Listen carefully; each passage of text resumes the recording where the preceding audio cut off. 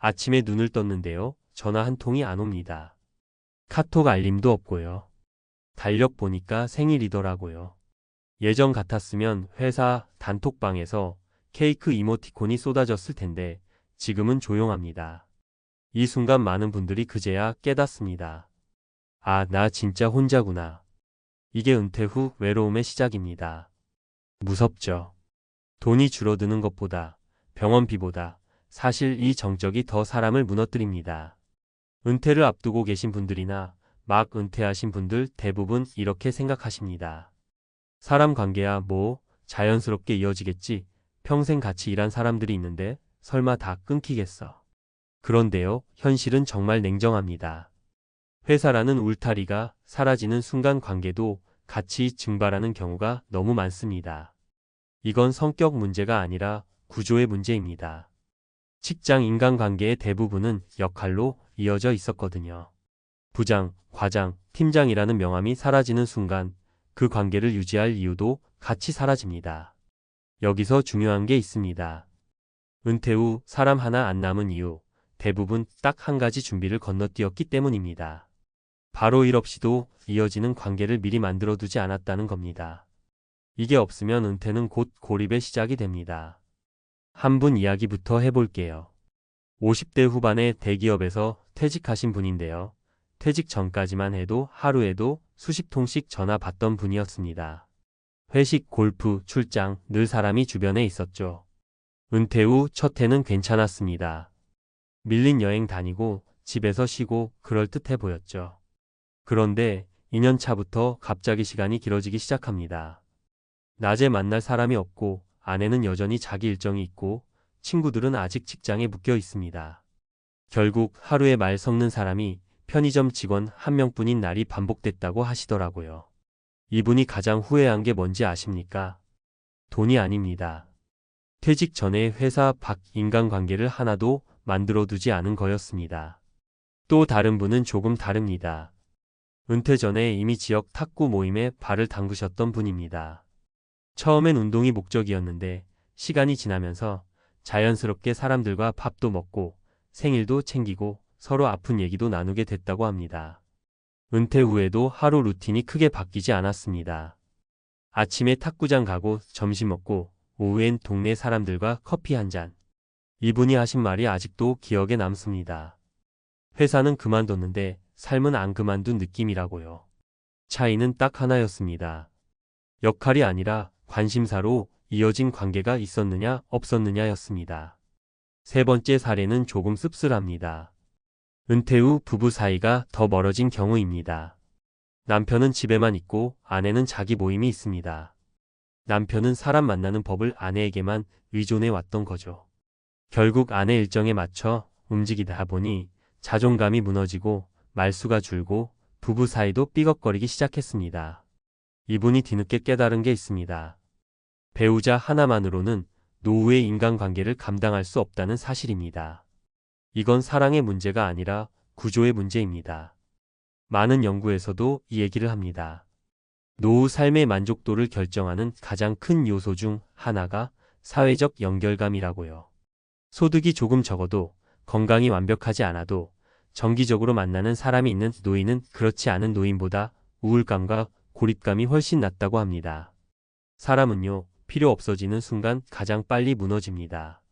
누군가 나를 기다리고 내가 빠지면 허전해하는 자리가 있다는 것, 그게 노후를 버티게 하는 힘입니다. 그래서 은퇴 준비에서 정말 중요한 질문 하나를 꼭 던져 보셔야 합니다. 내가 회사 말고, 직함 말고, 역할 말고 그냥 나로 불릴 수 있는 자리가 있는가? 이 질문에 선뜻 대답이 안 나오신다면 지금부터라도 준비하셔야 합니다. 이 준비는 거창할 필요 없습니다. 동호회여도 좋고, 지역 모임이어도 좋고, 종교든 봉사든 취미든 상관없습니다. 중요한 건 정기성과 상호성입니다. 가끔 얼굴 비추는 모임 말고 빠지면 누가 연락 오는 관계. 나도 누군가의 안부를 묻는 관계. 이게 있어야 은퇴 후 시간이 공포가 되지 않습니다. 많은 분들이 은퇴 후에 만들면 되지 않느냐고 묻습니다. 솔직히 말씀드리면 훨씬 어렵습니다. 사람들은 이미 자리를 잡고 있고 새로운 관계에 에너지를 쓰기엔 체력도 마음도 예전 같지 않거든요. 그래서 이 준비는 은퇴 전에 해야 합니다. 직장에 다니면서도 주말이나 저녁에 조금씩 쌓아두셔야 합니다. 그게 노후의 안전망입니다. 노후의 외로움은 갑자기 찾아오지 않습니다. 아주 조용히 조금씩 스며듭니다. 오늘 하루 말 한마디 안 하고 지나간 날이 쌓이고 그게 어느 순간 견딜 수 없는 고독이 됩니다. 이걸 막아주는 게 바로 사람입니다. 정확히 말하면 돈으로 연결되지 않은 관계입니다. 은퇴 후 사람 하나 안 남았다고 말하는 분들 대부분 인성이 나빠서가 아닙니다. 준비를 안 했을 뿐입니다. 지금 이 글을 보시는 분이라면 아직 늦지 않았습니다. 통장 점검하듯 인간관계도 점검해 보셔야 합니다. 노후에 가장 무서운 건 가난이 아니라 말 걸 사람 없는 하루라는 걸 많은 분들이 너무 늦게 깨닫습니다. 그걸 미리 피하자는 얘기입니다. 조금 더 깊이 들어가 보겠습니다. 왜 하필 이 준비가 이렇게까지 중요하냐는 질문이 난거든요. 이건 감정의 문제가 아니라 꽤 분명한 연구 결과가 쌓여있는 영역입니다. 가장 많이 인용되는 연구 중 하나가 하버드에서 거의 80년 넘게 진행된 성인 발달 연구입니다. 이 연구에서 계속 반복해서 나온 결론이 뭐였냐면요. 노년의 행복과 건강을 가장 강하게 예측한 변수는 재산도, 학력도, 직업도 아니었습니다. 바로 가깝게 연결된 인간관계의 수였습니다. 연구 책임자였던 로버트 월딩거 교수는 인터뷰에서 이런 말을 합니다. 외로움은 하루에 담배 15개를 피우는 것만큼 몸에 해롭다고요. 이 말이 좀 과장처럼 들릴 수 있지만 실제로 사회적 고립은 심혈관 질환, 치매, 우울증 위험을 눈에 띄게 높이는 요인으로 반복 확인됐습니다. 여기서 중요한 포인트가 하나 있습니다. 관계의 양이 아니라 성격입니다. 많은 분들이 오해하시는데 연락처에 사람이 많다고 외로움이 줄어드는 게 아닙니다. 심리학자들이 말하는 보호 요인은 딱 두 가지입니다. 정기적으로 만나는 사람인가, 그리고 나 없이도 돌아가는 모임이 아니라 내가 빠지면 빈자리가 느껴지는 관계인가. 이 두 가지가 충족되지 않으면 사람은 군중 속에서도 외롭습니다. 이 얘기를 아주 날카롭게 짚은 책이 하나 있습니다. 로버트 퍼트넘의 볼링 언론이라는 책인데요. 이 책에서 저자는 현대 사회가 얼마나 빠르게 혼자 노는 사회로 변했는지를 통계로 보여줍니다. 예전에는 동네 볼링 리그, 지역 모임, 소규모 커뮤니티가 삶의 기본 구조였는데 지금은 개인화가 극단적으로 진행됐다는 겁니다. 문제는 은퇴라는 사건이 이 개인화를 한 번에 터뜨린다는 데 있습니다. 회사라는 마지막 공동체가 사라지는 순간 개인은 아무 준비 없으면 바로 고립 상태로 떨어집니다. 또 하나 흥미로운 연구가 있습니다. 영국과 일본에서 진행된 노년기 삶의 질 비교 연구인데요. 여기서 공통적으로 나온 결론이 있습니다.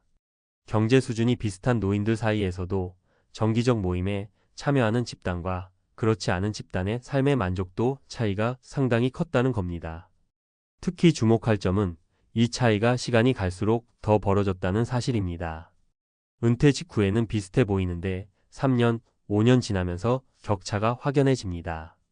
외로움은 누적된다는 얘기입니다. 그래서 많은 전문가들이 은퇴 준비를 이야기할 때 이제는 자산 배분만 말하지 않습니다. 관계 배분이라는 표현까지 씁니다. 내 인생에서 회사가 차지하던 비중을 은퇴 후에 무엇으로 나눌 것인가? 사람으로 나눌 것인가? 아니면 혼자 버틸 것인가? 이 선택이 노후의 표정을 바꿉니다. 여기서 아주 현실적인 조언 하나 드리겠습니다. 관계는 은퇴 후에 만들 수 있다고 생각하시면 위험합니다. 심리학적으로 사람은 50대 이후부터 새로운 관계에 투자하는 에너지가 급격히 줄어듭니다. 낯선 사람에게 자신을 설명하는 것도 상처받을 가능성을 감수하는 것도 점점 피하게 됩니다. 그래서 지금 만들어 두셔야 합니다. 완성형일 필요는 없습니다. 어색해도 되고 소수여도 됩니다. 다만 끈이 끊어지지 않게 유지하고 계셔야 합니다. 결국 은퇴 준비에서 가장 무서운 착각은 이겁니다. 나중에 시간 많아지면 사람 만나지 뭐 라는 생각입니다. 시간이 많아질수록 사람을 만나는 게 쉬워지는 게 아니라 오히려 더 어려워집니다. 그때는 이미 모두 각자의 자리로 흩어져 있거든요. 노후는 생각보다 길고 하루는 생각보다 조용합니다. 그 조용한 시간을 견디게 해주는 건 통장 잔고가 아니라 오늘 어디 가냐고 묻는 한 사람의 문자입니다. 이 준비를 건너뛰면 은퇴 후 사람 하나 안 남았다는 말이 남의 이야기가 아닐 수 있습니다. 지금 이걸 준비하라는 이유, 바로 거기에 있습니다. 은퇴하고 나서 가장 무서운 순간이 언제인지 아십니까? 통장 잔고가 딱 바닥났을 때가 아닙니다. 오히려 아직 숫자는 남아있는데 이 돈이 언제까지 버텨줄지 전혀 감이 안 올 때입니다. 그때부터 잠이 깨지기 시작합니다. 새벽에 눈이 떠지고 괜히 휴대폰으로 계좌를 열어보고 어제 쓴 카드 값을 다시 계산하게 됩니다. 은퇴 전엔 월급 날이 있었는데 은퇴 후엔 그런 날이 없습니다. 빠져나가는 날만 남습니다. 이걸 한번 겪어보면 압니다. 은퇴는 축하받는 이벤트가 아니라 준비 안 된 사람에게는 아주 조용한 공포의 시작이라는 걸요. 아마 이 글을 보시는 분들 중에도 비슷한 마음이 있으실 겁니다. 아직 일은 하고 있지만 은퇴가 머릿속을 떠나지 않는 분, 이미 은퇴했는데 마음이 편해지기는커녕 더 불안해진 분. 다들 겉으로는 괜찮다고 말하지만 속으로는 계속 계산하고 계실 겁니다. 이 돈으로 몇 년이나 버틸까? 병원비가 늘어나면 어떡하지? 자식 일이라도 생기면 감당이 될까? 남들보다 뒤처진 건 아닐까? 혹시 나만 준비가 부족했던 건 아닐까? 그래서 많은 분들이 묻습니다. 도대체 어느 정도는 있어야 은퇴 후에도 상위권이라고 말할 수 있냐고요. 여기서 말하는 상위권은 남들보다 잘난 삶이 아닙니다. 해외여행 다니고 비싼 취미 즐기는 삶도 아닙니다. 은퇴 후 상위권이라는 건 딱 하나입니다. 돈 생각 때문에 하루 기분이 망가지지 않는 상태, 그걸 말합니다. 첫 번째 사례를 하나 말씀드리겠습니다. 60대 초반에 은퇴한 분인데 평생 직장 생활을 성실하게 하셨고 집 한 채는 확실히 마련해 두신 분입니다. 주변에서는 다들 부럽다고 했습니다. 집값도 많이 올랐고 은퇴할 때 퇴직금도 꽤 받았거든요. 그런데 막상 은퇴하고 나니 상황이 달랐습니다. 집은 있는데 매달 들어오는 돈이 거의 없었습니다.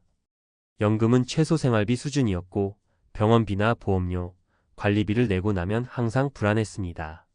결국 이분은 집을 가진 상위 자산가였지만 은퇴 후 삶에서는 상위권이 아니었습니다. 이유는 간단했습니다. 자산은 컸지만 현금 흐름이 없었기 때문입니다. 이분이 가장 힘들어했던 말이 이거였습니다. 집은 있는데 쓸 수 있는 돈이 없다는 게 이렇게 무서운 줄 몰랐습니다. 두 번째 사례입니다. 50대 후반에 비교적 일찍 은퇴한 분인데 자산 규모만 보면 첫 번째 분보다 훨씬 적었습니다. 집도 크지 않았고 생활도 검소한 편이었습니다. 하지만 이분은 은퇴 전에 구조를 바꿨습니다. 월마다 들어오는 돈이 끊기지 않도록 연금, 금융자산, 소소한 부수입을 조합해 두셨습니다. 큰 돈이 한 번에 들어오는 구조는 아니었지만 매달 빠져나가는 돈을 대부분 커버할 수 있었습니다. 이분은 은퇴 후에도 생활 패턴이 크게 흔들리지 않았고 갑자기 돈을 써야 할 일이 생겨도 공포에 빠지지 않았습니다. 본인은 스스로를 부자라고 생각하지 않았지만 마음만큼은 확실히 상위권이라고 말하셨습니다. 이유는 하나였습니다. 내일이 오늘보다 더 나빠질 것 같다는 생각이 들지 않았기 때문입니다. 세 번째 사례는 조금 더 현실적인 이야기입니다. 은퇴 전에는 소득도 높았고 자산도 빠르게 늘던 분입니다. 주변에서는 은퇴 걱정은 전혀 없겠다고 했습니다. 문제는 은퇴 후에도 은퇴 전과 같은 속도로 돈을 썼다는 점이었습니다. 여행, 취미, 사람 만나는 자리, 경조사까지 줄이지 못했습니다. 처음 몇 년은 괜찮아 보였습니다. 하지만 어느 순간부터 통장이 줄어드는 속도가 눈에 보이기 시작했고 그때부터 불안이 폭발했습니다. 결국 다시 일을 알아보게 되었고 그 과정에서 자존감이 크게 흔들렸다고 합니다. 이분이 뒤늦게 깨달은 건 이거였습니다. 은퇴 후 상위권은 자산이 많은 사람이 아니라 지출을 스스로 통제할 수 있는 사람이라는 사실이었습니다. 이 세 가지 사례를 놓고 보면 공통점이 보입니다. 은퇴 후 상위권을 가르는 기준은 총 자산의 크기보다 구조와 마음의 상태입니다. 매달 들어오는 돈이 어느 정도 확보돼 있는지, 갑작스러운 지출에도 버틸 여지가 있는지, 그리고 무엇보다 생활 수준을 현실에 맞게 조정할 수 있는지가 핵심입니다. 많은 분들이 얼마면 되나요? 라고 묻습니다. 사실 숫자는 사람마다 다릅니다. 하지만 공통된 기준은 있습니다. 은퇴 후에도 몇 년치 생활비가 아니라 몇십 년을 버틸 구조를 갖추고 있는 사람. 통장을 열어보지 않아도 오늘 하루를 보낼 수 있는 사람. 돈 이야기를 안 해도 배우자와 싸우지 않아도 되는 사람. 이런 상태에 있는 분들이 은퇴 후 상위권입니다. 은퇴는 결국 돈의 문제이기 전에 마음의 문제입니다. 숫자가 부족하면 마음이 먼저 무너지고 구조가 없으면 불안이 습관이 됩니다. 반대로 완벽하지 않아도 준비가 되어 있으면 남들과 비교하지 않아도 스스로 상위권이라는 걸 느끼게 됩니다. 혹시 지금 은퇴를 앞두고 계시거나 이미 은퇴했는데 마음이 계속 불안하다면 이 질문 하나만 스스로에게 던져보셨으면 합니다. 나는 지금 돈의 크기를 보고 있는가? 아니면 돈의 흐름을 보고 있는가? 이 질문의 답이 바뀌는 순간 은퇴 후 삶의 위치도 달라지기 시작합니다. 앞에서 말씀드린 이야기들을 조금 더 깊게 보면 이게 단순한 개인 경험담이 아니라는 걸 알 수 있습니다. 실제로 학자들과 연구자들이 오랫동안 같은 결론을 반복해서 말해왔습니다. 은퇴 후 삶의 질을 결정하는 건 자산의 총량이 아니라 그 자산이 만들어내는 안정감이라는 점입니다.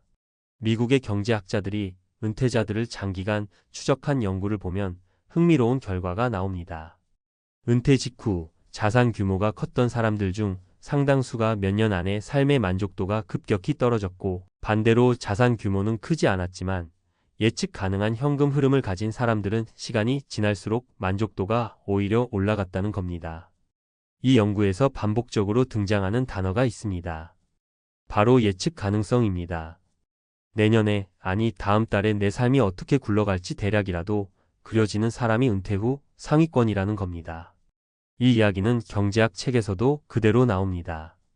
노벨 경제학상을 받은 다니엘 카너먼은 인간의 행복을 설명하면서 소득의 크기보다 통제감이 훨씬 중요하다고 말했습니다. 내가 상황을 통제하고 있다는 감각이 사라지는 순간 숫자가 아무리 커도 불안이 시작된다는 겁니다. 은퇴 후 통장이 불안을 만드는 이유도 여기에 있습니다. 더 이상 내가 버는 구조가 아니라 깎아먹는 구조로 바뀌기 때문입니다. 또 하나 자주 인용되는 책이 있습니다. 은퇴 설계를 다룬 여러 고전적인 책들에서 공통적으로 강조하는 부분인데, 은퇴 후 자산을 덩어리로 생각하지 말고 흐름으로 보라는 조언입니다. 한 번에 큰 돈을 쥐고 있는 사람보다 작더라도 규칙적으로 들어오는 돈을 가진 사람이 심리적으로 훨씬 안정된다는 겁니다. 실제로 심리학 연구에서도 같은 결과가 나옵니다. 일정한 수입이 있는 사람은 지출에 대한 죄책감이 적고 예상치 못한 사건에도 회복이 빠르다고 합니다. 여기서 중요한 포인트가 하나 더 있습니다. 은퇴 후 상위권은 절대 숫자로만 정해지지 않는다는 점입니다. 많은 분들이 얼마면 충분하냐고 묻지만 학자들은 오히려 질문이 잘못됐다고 말합니다. 얼마가 아니라 어떤 구조냐가 핵심이라는 겁니다. 집 한 채에 모든 자산이 묶여있는 구조, 소득이 완전히 끊긴 구조, 지출이 습관처럼 고정된 구조는 시간이 갈수록 불안을 키웁니다. 반대로 자산이 분산돼 있고 지출을 조절할 여지가 있으며 최소한의 현금 흐름이 유지되는 구조는 시간이 갈수록 마음이 편해집니다. 또 하나 흥미로운 연구 결과가 있습니다. 은퇴 후 삶의 만족도를 가장 잘 예측하는 변수 중 하나가 비교 습관입니다. 주변 사람과 끊임없이 비교하는 사람일수록 은퇴 후 불안이 커지고, 스스로 기준을 정한 사람일수록 만족도가 높아진다는 겁니다. 이 역시 책과 논문에서 반복해서 나오는 이야기입니다. 상위권 은퇴자는 남들보다 많이 가진 사람이 아니라 남들 기준에서 자유로운 사람이라는 말이 여기서 나옵니다. 결국 은퇴 후 상위권이라는 건 통장 숫자 하나로 결정되지 않습니다. 돈이 줄어드는 속도를 내가 이해하고 있는지, 예상치 못한 상황이 와도 무너지지 않을 여지가 있는지, 그리고 무엇보다 내 삶의 크기를 내가 조절할 수 있는지에 달려 있습니다. 논문과 책들이 공통으로 말하는 결론도 이겁니다. 은퇴 후 가장 큰 리스크는 돈이 없는 게 아니라 불확실성입니다. 그래서 진짜 상위권은 이렇게 말합니다. 크게 벌지는 않지만 대충 어떻게 살지 알겠다. 이 말이 나오는 순간 그 사람은 이미 숫자 경쟁에서 벗어난 상태입니다. 은퇴 후 삶에서 이 상태에 도달한 사람들, 바로 그 사람들이 우리가 말하는 진짜 상위권입니다. 은퇴하고 나면 마음이 편해질 줄 알았다고들 하십니다. 매달 월급 들어오던 알람이 사라지고 출근 시간에 쫓기지 않아도 되니 이제는 숨 좀 돌리겠구나 싶었죠. 그런데 막상 은퇴 첫 해가 지나고 나면 밤에 이런 생각이 스멀스멀 올라옵니다. 이 돈으로 정말 끝까지 갈 수 있을까? 병원비 한번 크게 나오면 어쩌지? 혹시 내가 너무 안일했던 건 아닐까 하는 생각 말입니다. 미국에서 은퇴한 한인분들 중 상당수가 이 불안 때문에 결국 한 번 더 이사를 고민합니다. 쉬려고 은퇴했는데 살기 위해 다시 계산기를 두드리는 현실 앞에서 말이죠. 그래서 많은 분들이 선택한 게 아예 환경을 바꾸는 겁니다. 집값, 의료 접근성, 한인 커뮤니티, 그리고 무엇보다도 혼자가 아니라는 느낌.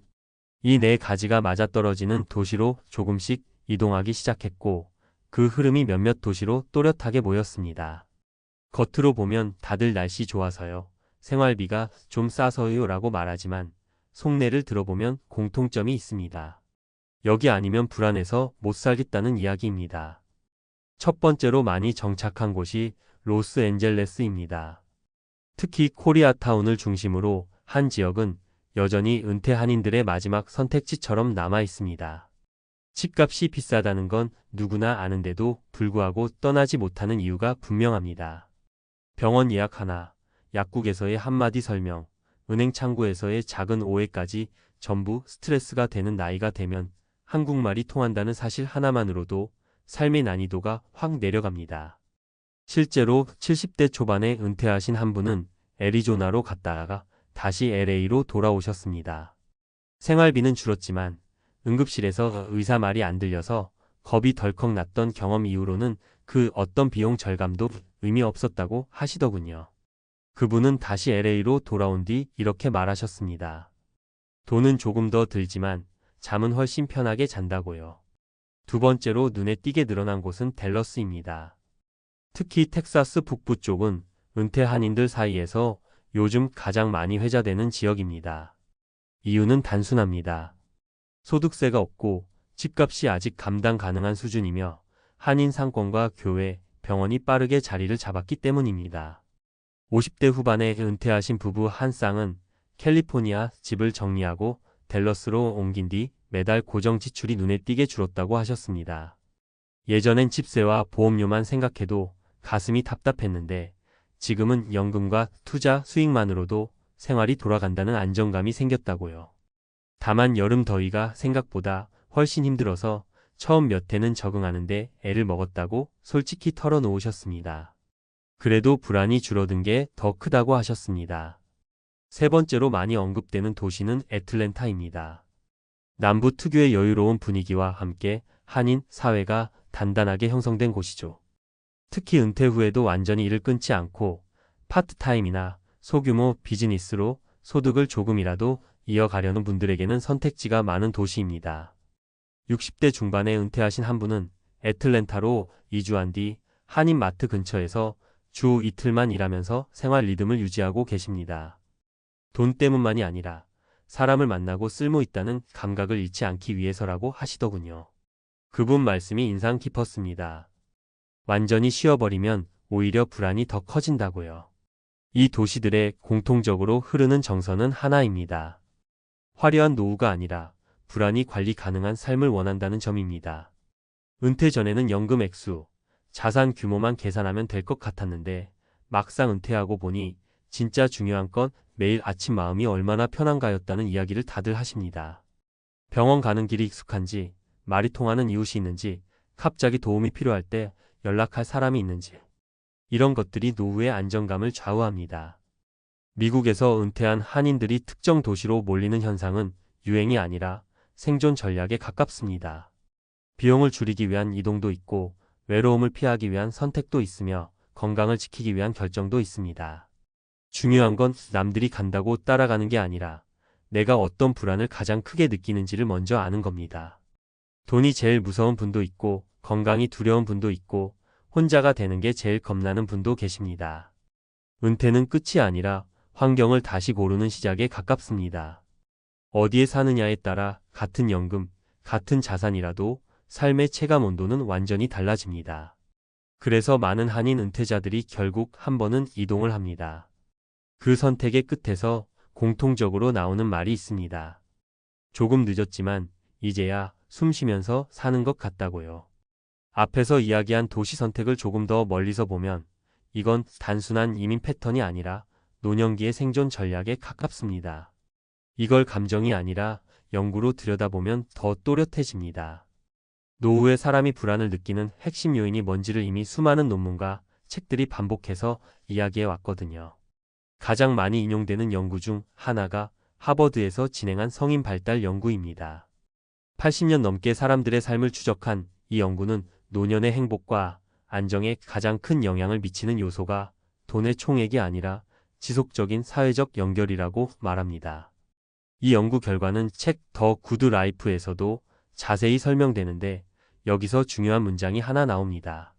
사람은 나이가 들수록 선택지가 줄어들고 그 선택지를 대신해줄 관계와 환경이 없으면 불안은 기하급수적으로 커진다는 이야기입니다. 미국에서 은퇴한 한인들이 굳이 한인 밀집 도시를 찾는 이유가 여기서 설명됩니다. 영어 실력이 갑자기 늘지 않아도 새로운 인간관계를 제로에서 만들지 않아도 되는 환경이 노후의 심리적 비용을 크게 줄여주는 겁니다. 경제적인 측면에서도 비슷한 결론이 나옵니다. 행동경제학자 데니얼 카너먼은 책 싱킹, 패스트 언드 슬로에서 노년기의 의사결정은 젊을 때보다 훨씬 손실 회피 성향이 강해진다고 말합니다. 쉽게 말해 더 벌 기회보다 잃을 가능성에 훨씬 민감해진다는 거죠. 이 상태에서 의료 접근성이 나쁘거나 언어 장벽이 높은 지역에 살면 작은 변수 하나에도 공포가 커집니다. 그래서 많은 은퇴자들이 집값이 조금 비싸더라도 병원, 약국, 보험 상담까지 한인 네트워크가 있는 도시를 택하는 겁니다. 이건 사치가 아니라 합리적인 위험 관리에 가깝습니다. 또 하나 주목할 연구는 노후 이주를 다룬 사회학 논문들입니다. 미국 노년학 저널에 실린 여러 연구를 보면 은퇴 후 이주를 성공적으로 한 사람들의 공통점은 비용 절감보다 일상 통제감을 우선했다는 점입니다. 하루 일과를 스스로 예측할 수 있고 문제가 생겼을 때 도움을 요청할 수 있는 구조 안에 있는 사람들이 우울감과 불안을 훨씬 덜 겪었습니다. 이 맥락에서 보면 댈러스나 애틀랜타 같은 도시는 단순히 싸서 선택된 게 아닙니다. 한인교회, 마트, 병원, 커뮤니티가 촘촘하게 연결돼 있어서 생활의 예측 가능성이 높은 도시들이라는 공통점이 있습니다. 책 에이징 웰에서도 비슷한 이야기가 나옵니다. 저자는 노후를 망치는 가장 큰 적은 질병이나 가난이 아니라 통제력을 잃었다는 감각이라고 말합니다. 어디서 살지, 누구를 만나며 아플 때 어떻게 대응할지를 스스로 결정할 수 있다는 느낌이 유지될 때 노년의 삶은 급격히 무너지지 않는다는 겁니다. 은퇴 한인들이 특정 도시로 모이는 현상은 이 통제력을 되찾기 위한 집단적 선택처럼 보입니다. 그래서 이 이야기를 단순히 어디가 좋다더라 수준으로 받아들이면 위험합니다. 중요한 건 도시 이름이 아니라 기준입니다. 내가 은퇴 후 가장 두려운 게 의료인지 돈인지 외로움인지부터 정직하게 인정해야 합니다. 연구와 책들이 공통으로 말하는 것도 그겁니다. 노후는 평균적인 해답이 없고 개인의 취약 지점을 얼마나 잘 보완하느냐의 문제라는 거죠. 결국 미국에서 은퇴한 한인들이 특정 도시로 정착하는 흐름은 우연이 아닙니다. 수십 년간의 연구가 말해온 노후 안정의 조건을 경험으로 체득한 결과에 가깝습니다. 은퇴를 앞두고 있거나 이미 은퇴하셨다면 이제 질문을 바꿀 때입니다. 어디가 더 싸냐가 아니라 어디에서 가장 덜 무서울 수 있느냐로 말입니다. 이 질문에 대한 답이 정해지는 순간 도시 선택은 생각보다 훨씬 명확해집니다. 은퇴하고 나면 마음이 편해질 줄 알았습니다. 더 이상 출근 시간에 쫓기지 않고 상사 눈치 볼 일도 없고 하고 싶은 거 하면서 살 수 있을 거라고요. 그런데 막상 그날이 오니까 이상하게도 밤에 잠이 안 오더군요. 통장은 그대로인데 미래는 갑자기 안개 속으로 들어간 느낌이었습니다. 지금 이렇게 살아도 괜찮은 걸까? 이 속도로 돈이 나가면 몇 년이나 버틸 수 있을까? 아프기라도 하면 어쩌지 이런 생각들이 꼬리에 꼬리를 물었습니다. 은퇴는 해방이 아니라 불안의 다른 이름일 수도 있겠다는 생각이 처음으로 들었습니다. 아마 이 글을 읽고 계신 분들 중에도 비슷한 마음을 겪고 계신 분들이 많으실 겁니다.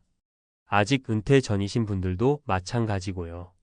회사 다닐 땐 힘들어도 매달 월급이 들어오니까 버텼는데 그 월급이 끊긴 뒤의 삶을 상상하면 갑자기 심장이 철렁 내려앉습니다. 그래서 저도 한동안은 좀 더 벌어야 하나, 뭔가 큰 수익을 낼 방법을 찾아야 하나 이런 쪽으로만 생각했습니다. 그런데 그렇게 생각할수록 마음은 더 불안해지더군요.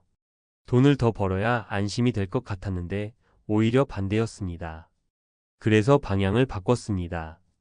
불안을 없애려고 돈을 쫓는 대신 평온을 만들기 위한 삶의 구조를 먼저 짜보기로 했습니다. 은퇴 후 행복은 자산 규모가 아니라 하루를 어떻게 보내느냐에 달려 있다는 생각이 점점 강해졌기 때문입니다. 그때부터 제 노후 계획은 얼마를 벌 것인가가 아니라 얼마면 충분한가, 그리고 그 충분함을 어떻게 유지할 것인가로 바뀌었습니다. 첫 번째로 떠올린 사례는 60대 초반에 은퇴한 지인의 이야기입니다. 이분은 현역 시절 꽤 괜찮은 연봉을 받던 분이었고 은퇴 자금도 남들보다 적지 않았습니다. 그런데 은퇴 후 2년 만에 얼굴이 눈에 띄게 늙어 보이더군요. 이유를 물어보니 하루 종일 돈 생각만 한다는 겁니다. 주식 차트 보고 뉴스 보고 커뮤니티 들여다보면서 이러다 큰일 나는 거 아니냐는 걱정만 반복했습니다. 실제 생활비는 충분했는데 불확실성 자체가 이분을 갉아먹고 있었습니다. 결국 건강이 먼저 무너졌고 병원비 때문에 더 불안해지는 악순환에 빠졌습니다. 이 모습을 보면서 저는 확실히 느꼈습니다.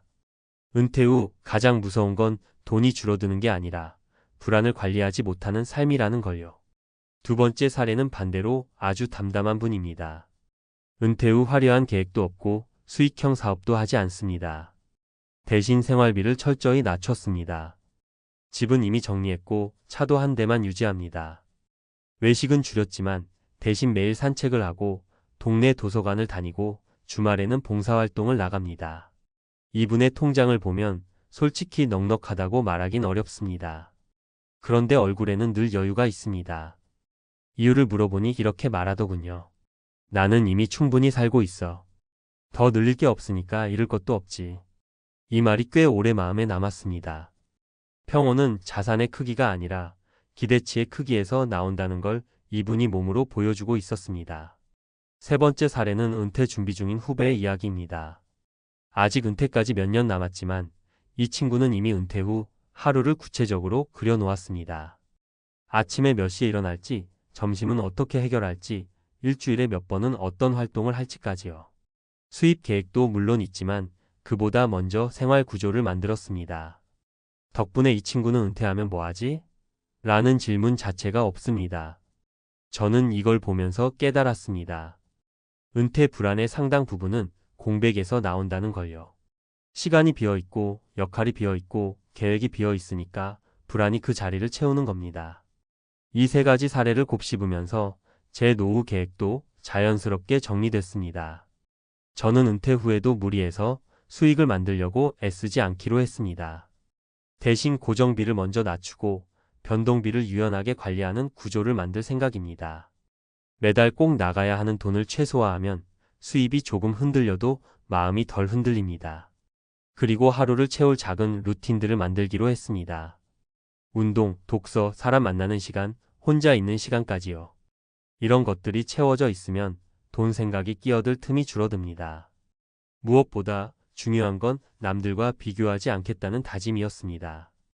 은퇴 후에도 누군가는 사업에 성공하고 누군가는 월 몇백을 번다는 이야기가 끊임없이 들립니다. 그걸 들을 때마다 흔들리면 끝이 없습니다. 저는 제 삶의 기준을 다시 정했습니다. 불안하지 않게 잠들 수 있는지, 아침에 일어나서 오늘이 싫지 않은지 이 두 가지만 지켜지면 성공한 노후라고요. 은퇴 준비든 이미 은퇴한 삶이든 결국 같은 질문으로 돌아오는 것 같습니다. 더 많이 가지면 정말 더 평온해질까? 제 경험과 주변 사례를 보면 꼭 그렇지는 않았습니다. 오히려 불안을 줄이는 선택을 하나씩 해나갈수록 마음은 가벼워졌습니다. 은퇴 후 불안 대신 평온을 선택한다는 건 대단한 결심이 아니라 방향을 조금 바꾸는 일일지도 모릅니다. 저도 완벽하진 않지만 적어도 예전보다 덜 무서운 노후를 향해 가고 있다는 느낌은 분명히 들고 있습니다. 그리고 이 느낌 하나만으로도 이 선택은 충분히 가치가 있다고 생각합니다. 앞선 이야기를 조금 다른 각도에서 더 풀어보겠습니다. 왜 어떤 사람은 은퇴 후에도 비교적 평온하게 살고 어떤 사람은 같은 조건에서도 끝없이 불안해지는 걸까요? 이 차이는 의지나 성격 문제가 아니라 이미 여러 연구와 책에서 반복해서 설명되고 있는 구조적인 이유에 가깝습니다. 행복 연구로 가장 자주 인용되는 싱킹, 패스트 언드 슬로에서 다니엘 카너먼은 인간이 느끼는 만족을 두 가지로 나눕니다. 순간의 경험에서 오는 행복과 삶 전체를 평가하면서 느끼는 만족감입니다. 은퇴 후 불안은 대부분 실제 생활의 고통이 아니라 머릿속에서 만들어지는 미래 평가에서 나옵니다. 지금 당장 굶고 있지 않아도 머릿속에서 이러다 망하는 거 아니야? 라는 시나리오를 반복 재생하면 뇌는 실제 위협처럼 반응합니다. 심장이 빨라지고 잠이 깨고 괜히 통장을 또 열어보게 됩니다. 은퇴 후 불안은 돈의 문제가 아니라 생각의 자동화 문제에 가깝다는 얘기입니다. 이와 비슷한 맥락을 설명하는 연구가 하버드 성인 발달 연구입니다. 80년 넘게 사람들의 삶을 추적한 이 연구에서 반복해서 나온 결론은 의외로 단순합니다. 노후의 만족도를 가장 잘 예측하는 건 자산 규모도 사회적 지위도 아니라 일상의 안정된 리듬과 의미 있는 관계였습니다. 다시 말해 은퇴 후 하루가 어떤 구조로 흘러가는지 그리고 나를 필요로 하는 연결고리가 있는지가 핵심이었습니다. 앞에서 이야기한 두 번째, 세 번째 사례가 바로 이 연구 결과와 정확히 겹칩니다. 돈이 많아서 평온한 게 아니라 하루가 예측 가능해서 평온한 겁니다. 또 하나 흥미로운 근거는 노후 소비 패턴을 다룬 경제학 논문들입니다. 은퇴 직후 사람들의 불안이 가장 극심한 시점은 자산이 가장 적을 때가 아니라 소득 구조가 바뀌는 순간이라는 결과가 많습니다. 월급이라는 자동화된 현금 흐름이 끊기고 내가 직접 판단해서 써야 하는 상태로 바뀌는 그 전환기에 스트레스가 폭발합니다. 그래서 은퇴 후 초반에 무리한 투자나 창업을 선택하는 경우가 많습니다. 불안을 없애기 위한 선택이 오히려 불안을 증폭시키는 아이러니가 여기서 나옵니다. 이 부분을 아주 현실적으로 풀어낸 책이 다이비드 지로입니다. 이 책에서 말하는 핵심은 단순히 돈을 쓰라는 게 아니라 인생의 각 시기에 맞는 기대치를 설정하라는 이야기입니다. 은퇴 후에도 현역 시절과 같은 소비 수준, 같은 성취감을 유지하려고 하면 구조적으로 불안해질 수밖에 없습니다. 몸은 변했고 역할은 줄었는데 기대만 그대로라면 그 간극을 불안이 채우게 됩니다. 그래서 평온한 노후를 사는 사람들은 하나같이 기대치를 조정합니다. 덜 벌어도 괜찮고, 덜 바빠도 괜찮고, 덜 소비해도 괜찮다고 스스로를 설득한 사람들이었습니다. 심리학적으로 보면 이것은 체념이 아니라 인지적 재구성에 가깝습니다. 상황을 부정적으로 포장하는 대신 현실에 맞게 해석을 바꾸는 능력입니다. 은퇴 후 평온을 선택한 사람들은 공통적으로 이렇게 말합니다. 이 정도면 충분하다. 이 한 문장이 주는 안정감은 생각보다 큽니다. 충분하다고 정의하는 순간 더 이상 비교할 대상도 줄어들고 잃을 것에 대한 공포도 작아집니다. 결국 제가 앞서 말한 노후 계획도 이런 연구와 책들의 결론을 제 삶에 맞게 옮긴 것에 불과합니다. 불안을 없애기 위해 돈을 더 쌓는 전략이 아니라 불안이 자라지 못하는 환경을 만드는 전략입니다. 고정비를 줄이고 하루의 구조를 만들고 비교의 기준을 끊는 것. 이건 대단한 재테크도 특별한 비법도 아닙니다. 다만 이미 수많은 연구와 선배들의 삶이 반복해서 증명해온 방향입니다. 은퇴 준비나 은퇴 후 삶에서 가장 위험한 착각은 이겁니다. 불안은 언젠가 돈이 충분해지면 사라질 거라는 믿음입니다. 하지만 연구와 현실은 오히려 반대 이야기를 하고 있습니다. 불안을 다루는 방식이 바뀌지 않으면 돈의 숫자만 커질 뿐 마음은 그대로라는 겁니다. 그래서 저는 이제 확신에 가깝게 말할 수 있습니다. 은퇴 후 평온은 통장 잔고에서 오지 않습니다. 내가 어떤 삶을 충분하다고 정의했는지 그 선택에서 옵니다. 이걸 일찍 깨달은 것만으로도 제 노후는 생각보다 훨씬 덜 흔들릴 거라고 믿고 있습니다. 아침에 통장부터 열어보게 되는 날이 있습니다. 아직 병원 갈 일도 없고 큰돈 쓸 일도 없는데도 괜히 불안해서요. 은퇴하고 나면 이상하게 돈이 줄어드는 속도가 더 또렷하게 보입니다. 그때 가장 먼저 튀어나오는 지출이 뭔지 아십니까? 생활비도 아니고 여행비도 아닙니다. 바로 경조사입니다. 축하와 위로라는 이름을 달고 조용히 그런데 꾸준히 통장을 갉아먹습니다. 무섭게요. 직장 다닐 때는 괜찮았습니다. 월급이 들어오니까요. 한 달에 몇 번 있는 경조사쯤은 사람 사는 거지 하면서 넘길 수 있었습니다. 그런데 은퇴하고 나면 얘기가 달라집니다. 들어오는 돈은 정해져 있는데 나가는 돈은 예전 습관 그대로 남아 있습니다. 문제는 이 지출이 눈에 잘 띄지 않는다는 겁니다. 한 번에 큰 돈이 나가는 것도 아니고 나갈 땐 늘 이유가 있습니다. 안 가면 마음 불편하고 안 내면 괜히 인간관계 끊어질 것 같고요. 그래서 많은 분들이 은퇴 후에도 예전처럼 경조사를 다 챙깁니다. 회사 동기, 거래처, 동호회, 친하지도 않은 지인의 자녀 결혼식까지요.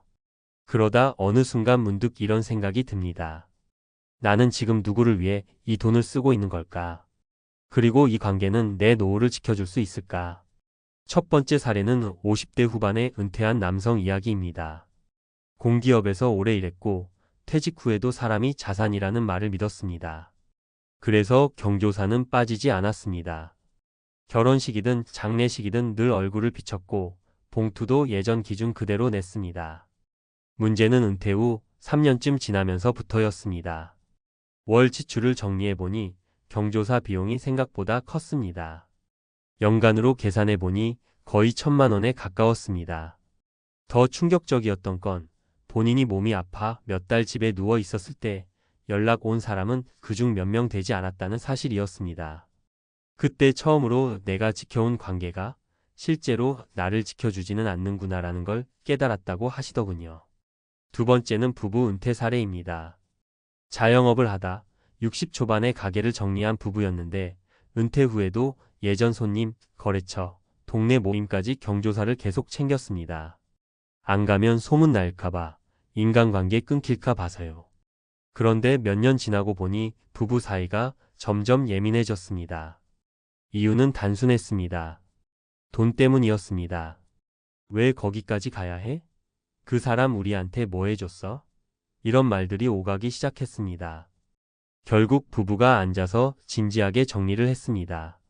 지금도 연락하며 안부를 나누는 사람만 남기자. 그 기준을 세운 뒤로 지출도 줄었고 부부 싸움도 눈에 띄게 줄었다고 합니다. 세 번째는 은퇴 후 새로운 인간관계를 만들겠다고 각종 모임에 나갔던 분 이야기입니다. 처음엔 외로움을 달래고 싶어서였다고 합니다. 산악회, 친목 모임, 지역 커뮤니티까지 열심히 다녔습니다. 문제는 모임이 늘어날수록 경조사도 함께 늘어났다는 점입니다. 누구 결혼, 누구 부모상, 누구 자녀 돌잔치까지 줄줄이 이어졌습니다. 한 번은 한 달에 경조사가 4번이나 겹쳤다고 하더군요. 그달 카드값을 보고 정신이 번쩍 들었다고 합니다. 이건 외로움을 달래는 게 아니라 불안을 사는 거구나라는 생각이 들었대요. 그 이후로는 모임수부터 줄이고 관계의 깊이를 다시 보게 됐다고 합니다. 은퇴 후 경조사가 문제가 되는 이유는 단순히 돈 때문만은 아닙니다. 더 큰 문제는 마음의 에너지입니다. 직장에 다닐 때는 억지로라도 사람을 만날 힘이 있었습니다. 하지만 은퇴 후에는 그 에너지가 한정돼 있습니다. 그 귀한 에너지를 형식적인 관계에 쓰다 보면 정작 나에게 중요한 사람에게 쓸 여유가 없어집니다. 또 하나 중요한 건 착각입니다.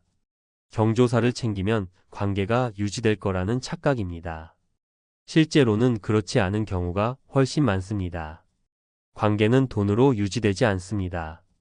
시간과 진짜 관심으로 유지됩니다. 은퇴 후에는 이 사실이 더 분명해집니다. 돈은 줄어들고 시간은 늘어나니까요. 그래서 많은 전문가들이 은퇴 준비에서 지출 구조 조정과 함께 관계 구조 조정을 이야기합니다. 인간관계를 줄이라는 말이 아닙니다. 불필요한 의무를 줄이라는 말입니다. 특히 경조사처럼 관성적으로 이어지는 지출은 가장 먼저 점검해야 할 대상입니다. 은퇴는 쉬는 시기가 아니라 선택의 시기입니다. 무엇을 할지뿐 아니라 무엇을 하지 않을지도 정해야 합니다. 경조사를 다 챙기지 않는다고 해서 나쁜 사람이 되는 건 아닙니다. 오히려 내 삶의 책임을 지는 사람에 더 가깝습니다. 은퇴하고 나서 가장 먼저 줄여야 할 인간관계가 경조사인 이유는 여기에 있습니다. 돈이 아까워서가 아닙니다. 내 노후를 지키기 위해서입니다. 통장도, 마음도, 그리고 앞으로 남은 시간을 위해서 말입니다. 지금 이 글을 읽고 계신 분이라면 한 번쯤 이렇게 스스로에게 물어보셔도 좋겠습니다. 이 관계는 은퇴한 나에게 어떤 의미가 있는가? 그 질문 하나가 생각보다 큰 차이를 만들어냅니다. 여기서 한 걸음 더 들어가 보겠습니다. 왜 은퇴 후 경조사가 이렇게까지 부담이 되는지, 이게 단순한 기분 문제가 아니라는 점을요. 이건 실제 연구와 책에서도 꽤 반복해서 나오는 이야기입니다.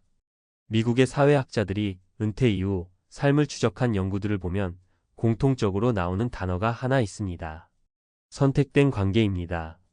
직장에 있을 때 인간관계는 선택이 아니라 구조였습니다. 조직 안에 있으면 만나야 할 사람이 자동으로 정해지고 경조사 역시 역할의 일부였습니다. 그런데 은퇴는 그 구조가 한순간에 사라지는 시점입니다. 그럼에도 불구하고 예전 구조를 그대로 유지하려고 하면 그때부터 부담이 생깁니다. 이건 개인의 성격 문제가 아니라 구조와 삶의 단계가 어긋난 결과라는 겁니다. 노벨 경제학상을 받은 생각에 관한 생각에서도 비슷한 맥락이 나옵니다. 사람은 손실을 과도하게 두려워하는 경향이 있다고 하죠. 은퇴 후 경조사를 끊지 못하는 이유도 이와 닮아 있습니다. 실제로 있는 건 돈과 에너지인데 머릿속에서는 관계가 끊길지도 모른다는 불확실한 손실을 더 크게 느낍니다. 그래서 합리적으로 보면 줄여야 할 지출임에도 불구하고 계속 유지하게 되는 겁니다. 또 하나 흥미로운 연구는 은퇴 후 행복도를 좌우하는 요소를 분석한 논문들입니다. 여기서 중요한 포인트는 인간관계의 양이 아니라 질이었습니다. 자주 만나는 소수의 사람, 진짜 속 얘기를 할 수 있는 관계가 많은 사람일수록 은퇴 후 우울감과 불안이 현저히 낮았습니다. 반대로 관계는 많지만 대부분 의무적이고 형식적인 경우 외로움과 재정 스트레스가 동시에 높게 나타났습니다. 경조사가 바로 이 형식적 관계를 유지하는 대표적인 장치라는 점에서 문제의 핵심에 있는 셈입니다. 심리학자 로라 카스텐슨의 사회정서적 선택성 이론도 이 흐름을 뒷받침합니다. 나이가 들수록 사람은 미래보다 현재의 정서적 만족을 더 중요하게 여긴다는 이론인데, 은퇴 후에도 경조사를 무리해서 챙기는 행동은 이 이론과 정면으로 충돌합니다. 정서적 만족이 거의 없는 관계에 시간과 돈을 쓰고 있기 때문입니다. 쉽게 말해 몸은 은퇴했는데 인간관계는 아직도 직장인 시절에 머물러 있는 상태인 거죠. 책 노년의 조건에서도 비슷한 경고를 합니다.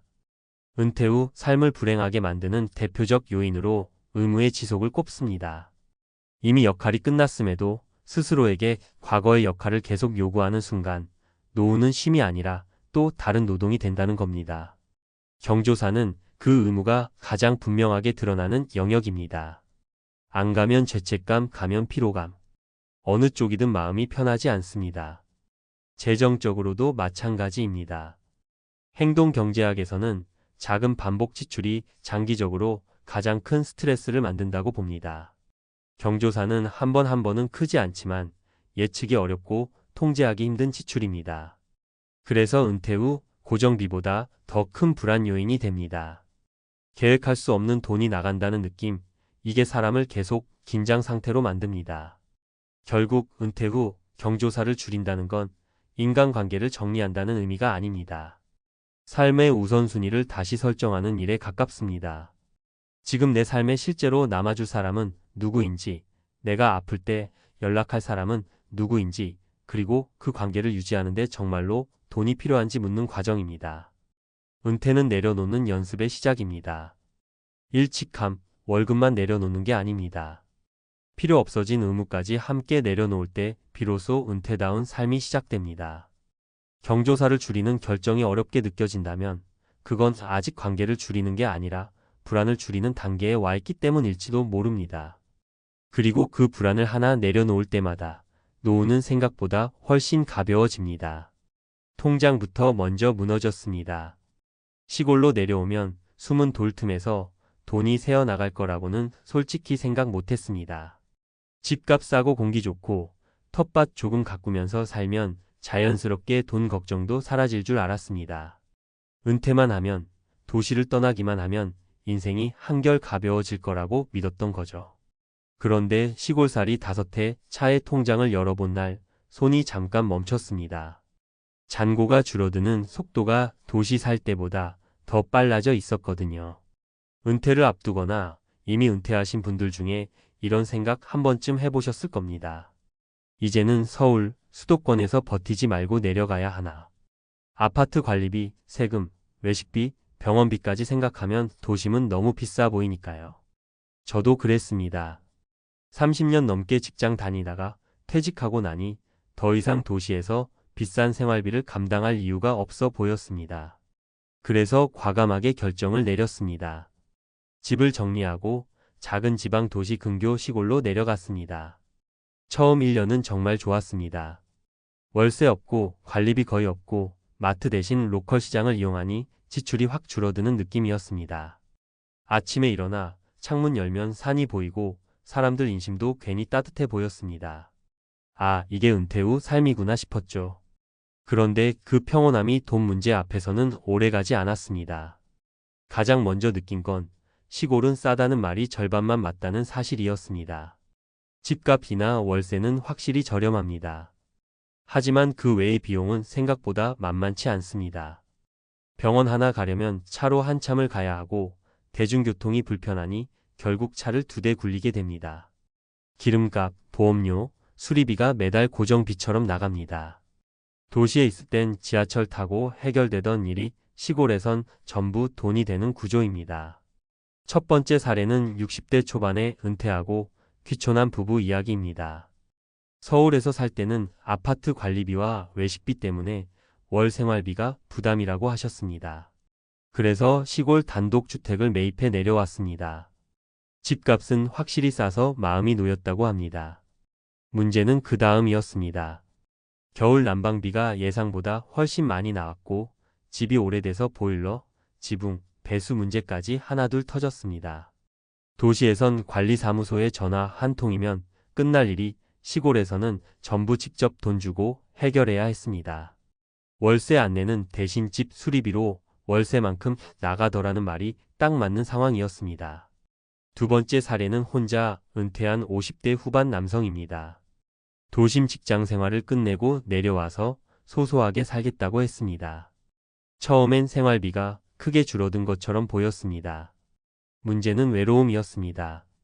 사람 만날 곳이 마땅치 않다 보니 주말마다 도시로 올라가거나 근처 도시에서 시간을 보내기 시작했습니다. 기차비, 기름값, 숙박비가 반복되면서 예상치 못한 지출이 늘었습니다. 집에 있으면 우울해서 밖으로 나가게 되는데 그게 다 돈이더라는 말이 인상적이었습니다. 은퇴 후 삶에서 돈만큼 중요한 게 사람인데 시골은 그 대가를 다른 방식으로 치르게 만드는 곳이기도 합니다. 세 번째 사례는 귀촌 후 소일거리로 작은 일을 시작한 70대 초반분입니다. 시골에서는 돈 쓸 일이 없을 거라 생각하고 연금 위주로 생활 계획을 세웠습니다. 그런데 막상 살아보니 경조사, 마을 행사, 지역 모임이 생각보다 잦았습니다. 액수 하나하나는 크지 않지만 빠질 수 없는 지출이 계속 이어졌습니다. 도시에서는 자연스럽게 피할 수 있던 비용이 시골에서는 관계 유지 비용으로 바뀌는 느낌이었습니다. 안 내면 사람 취급 못 받는 분위기라는 말이 괜히 나온 게 아니었습니다. 이런 경험을 겪고 나서야 깨달았습니다. 은퇴 후 시골살이는 생활비가 줄어드는 게 아니라 구조가 바뀌는 거라는 걸요. 도심에서는 주거비와 편의비가 크지만 예측이 가능합니다. 시골에서는 고정비는 줄어들지만 예측하기 어려운 변동비가 늘어납니다. 특히 건강, 이동, 주거 유지 비용은 나이가 들수록 더 커집니다. 은퇴 준비에서 중요한 건 얼마면 살 수 있을까가 아니라 어떤 돈이 언제 나갈까입니다. 시골로 내려가면 무조건 싸게 산다는 생각은 위험합니다. 오히려 준비 없이 내려가면 통장이 먼저 무너지고 마음이 따라 무너질 수 있습니다. 저 역시 5해를 살면서 느꼈습니다. 시골은 느리지만 돈이 새는 속도는 결코 느리지 않다는 걸요. 그렇다고 시골살이가 나쁘다는 이야기는 아닙니다. 다만 은퇴 후 삶에서 장소를 바꾼다는 건 단순한 이사가 아니라 인생의 지출 구조를 바꾸는 일이라는 걸 꼭 알고 결정하셔야 합니다. 도시를 떠나기 전에 지금 쓰는 돈과 앞으로 쓰게 될 돈을 차분히 적어 보셔야 합니다. 통장이 먼저 말해주기 전에요. 은퇴는 도망이 아니라 선택입니다. 시골이든 도시든 준비된 선택은 삶을 가볍게 하지만 환상 속 선택은 통장부터 무겁게 만듭니다. 5해를 살아본 사람으로서 드릴 수 있는 가장 솔직한 말입니다. 앞에서 말씀드린 경험을 조금 더 멀리서 보면 이게 개인의 선택 실수라기보다는 구조적인 문제라는 게 보입니다. 실제로 은퇴와 주거 이동을 다룬 연구들을 보면 시골로 가면 생활비가 줄어든다는 믿음이 얼마나 위험한 단순화인지 계속 경고하고 있습니다. 먼저 많이 인용되는 연구가 있습니다. 하버드에서 수십 년간 진행된 하버드 스터디 오브 어덜트 디벨로프먼트입니다. 이 연구에서 반복해서 강조하는 게 하나 있습니다. 노년기의 삶의 만족도를 결정하는 건 소득 규모보다 예측 가능성과 관계의 안정성이라는 겁니다. 쉽게 말해 돈이 조금 적어도 매달 어디에 얼마가 나갈지 알고 있고 아플 때 도움을 받을 사람이 있으면 삶이 안정됩니다.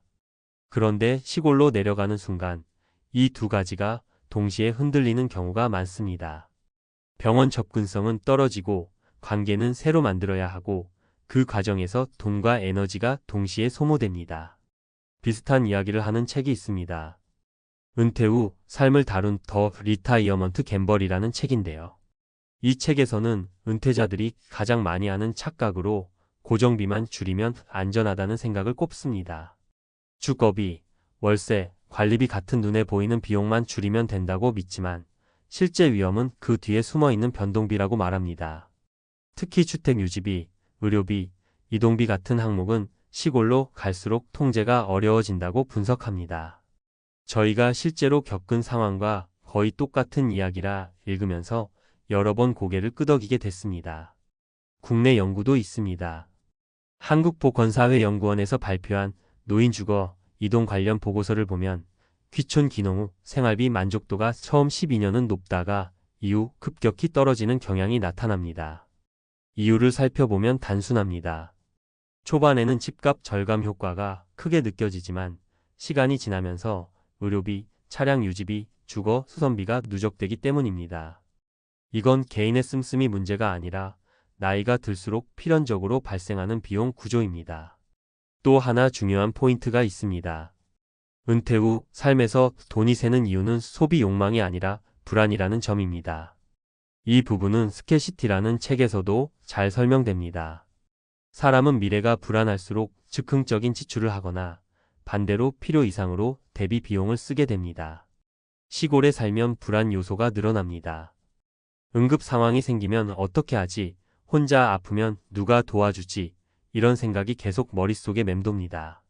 그러다 보면 보험을 더 들고 차를 더 좋은 걸로 바꾸고 집을 더 고치게 됩니다. 이 모든 게 통장에서는 조용히 빠져나가는 돈으로 나타납니다. 그래서 은퇴 준비에서 중요한 질문은 도시냐, 시골이냐가 아닙니다. 내가 감당할 수 있는 불확실성의 범위는 어디까지냐입니다. 도시는 비싸지만 시스템이 촘촘합니다. 시골은 싸 보이지만 개인이 책임져야 할 영역이 넓습니다. 이 차이를 이해하지 못하면 은퇴 후 선택이 자유가 아니라 부담이 됩니다. 책과 논문들이 공통으로 말하는 결론은 단순합니다. 은퇴 후 삶은 비용을 줄이는 게임이 아니라 리스크를 관리하는 게임이라는 겁니다. 시골로 내려가서 잘 사는 분들의 공통점도 여기 있습니다. 생활비가 싸서가 아니라 의료 접근, 이동수단, 인간관계를 미리 계산해 두었기 때문입니다. 반대로 실패 사례들은 대부분 막연히 내려가면 괜찮을 줄 알았다 해서 출발합니다. 결국 통장이 달라진 이유는 장소가 아니라 준비의 깊이였습니다. 시골이 문제도 아니고 도시가 답도 아닙니다.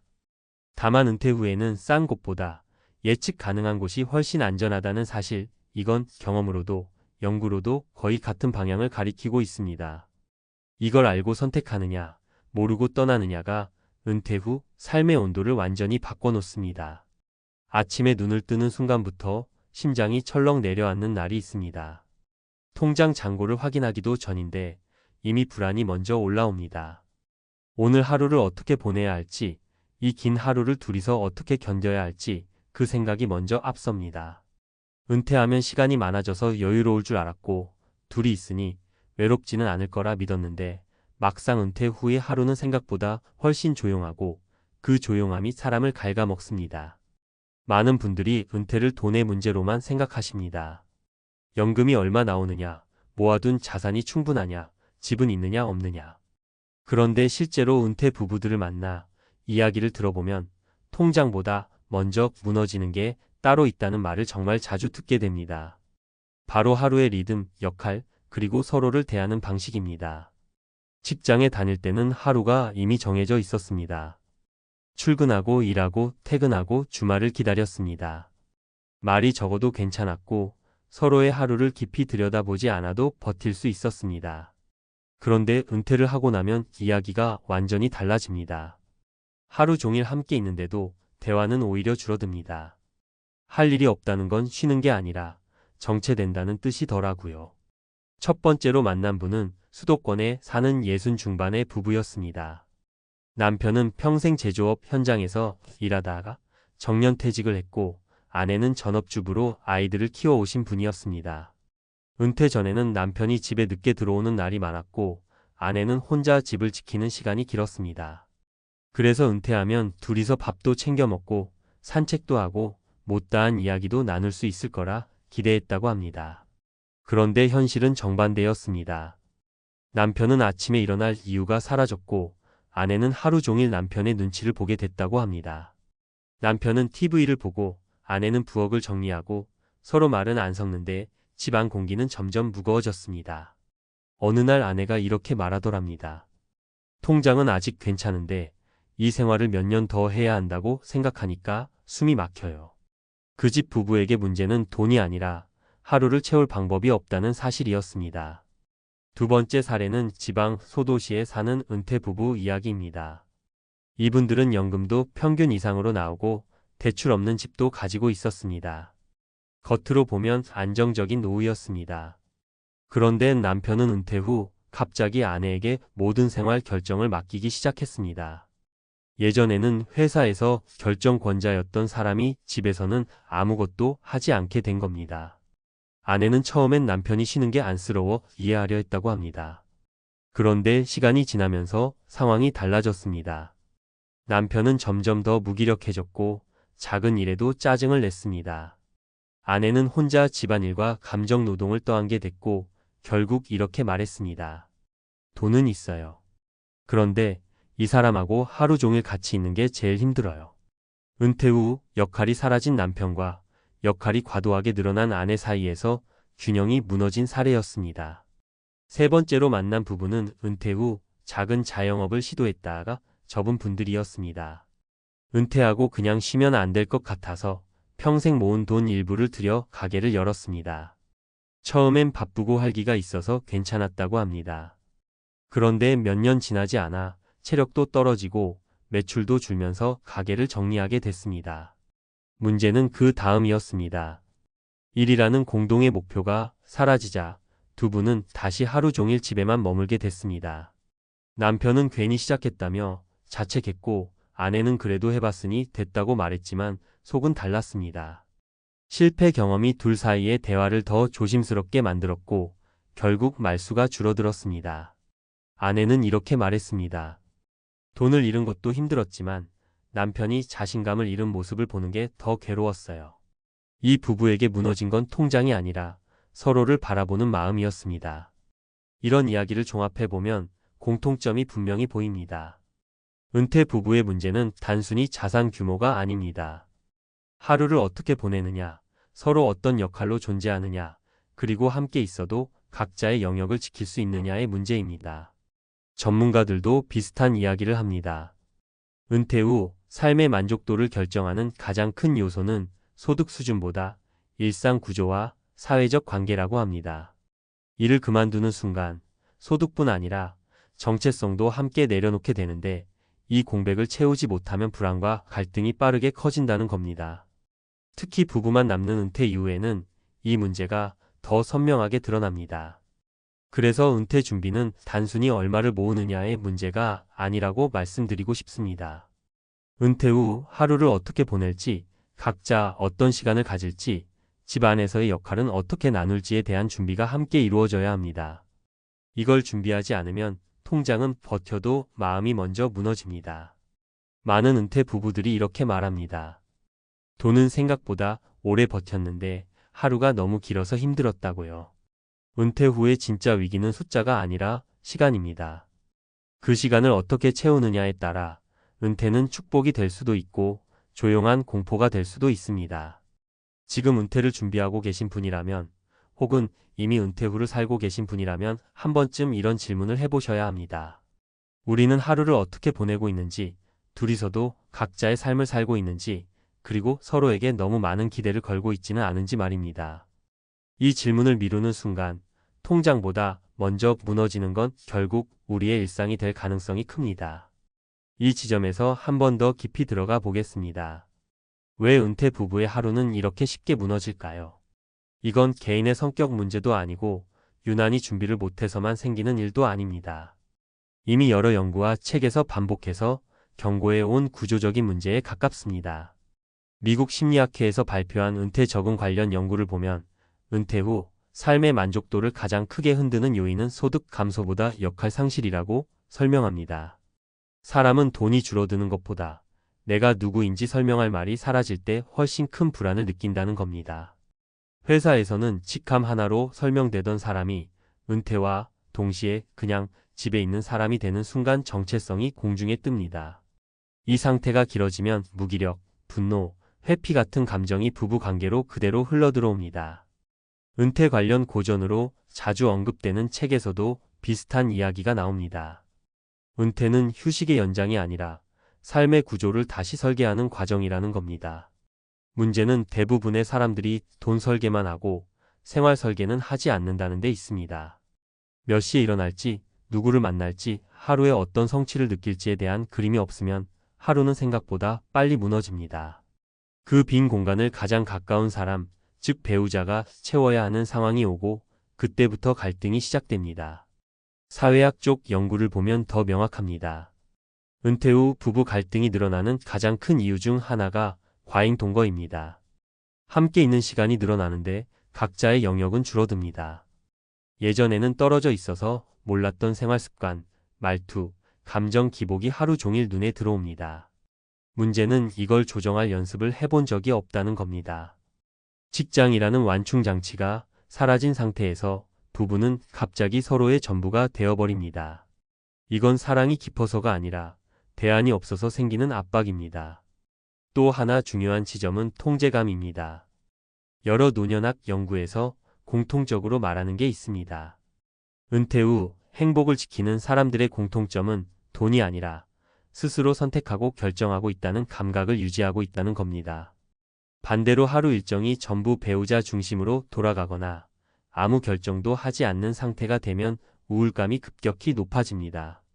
이게 반복되면 부부 중 한쪽은 지배자처럼 느껴지고 다른 한쪽은 점점 작아집니다. 그래서 은퇴 준비를 제대로 했다는 사람들 이야기를 들어보면 의외로 숫자 얘기는 많이 안 나옵니다. 대신 이런 말이 나옵니다.